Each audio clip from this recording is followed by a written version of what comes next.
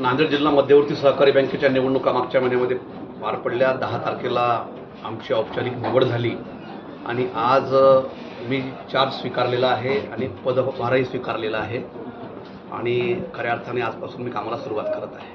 थोडं परंपरागत जी पद्धत होती त्याला बगल देत फाटा देत या मागचं सेक्रेट काय? मी जिल्हा बँकेवर पहिल्यांदा निवडून आलो संचालक म्हणून आणि पहिल्यांदाच मला अध्यक्ष म्हणून सन्मान मिळालेला आहे. मागची परंपरागत पद्धत काय होती याबद्दल मला फार काही जाणीव नाही आहे.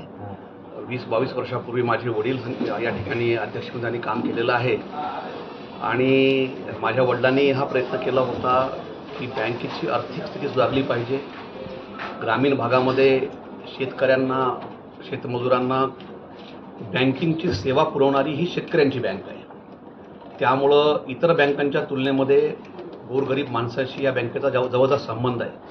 त्यामुळं बँकेची स्थिती सुधारली पाहिजे हे एकमेव ध्येय समोर ठेवून मी आमचं संचालक मंडळ काम करेल आणि अशा प्रकारच्या सूचना आमचे नेते अशोकरावजी चव्हाण साहेबांनी आम्हाला दिलेल्या आहेत. दादा, तुम्ही मुखेडचे मधल्या काळामध्ये म्हणजे यापूर्वीच्या संचालक मंडळांनी काही चुकीचे निर्णय घेतले. आता त्यांना चुकीचं असं मला म्हणता येणार नाही कारण ते राजकीय ठरेल.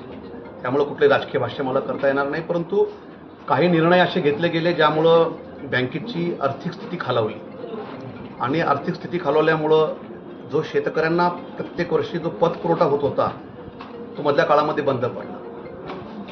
मधल्या काळामध्ये जेव्हा संचालक मंडळ बरखास्त झालं त्यानंतर जिल्हाधिकाऱ्यांना त्यांनी प्राधिकृत अधिकारी म्हणून या ठिकाणी नेमणूक केली होती शासनानं आणि त्या काळामध्ये बँकेची थोडीशी स्थिती सुधारलेली आहे.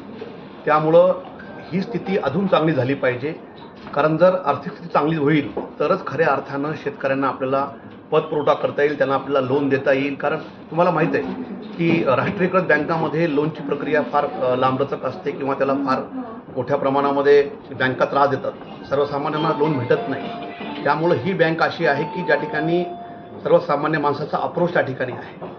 त्यामुळं बँकेची स्थिती चांगली झाली पाहिजे आणि शेतकऱ्यांना लोन भेटलं पाहिजे. या बाबतीतून भविष्यकाळामध्ये आम्ही काम करू. सर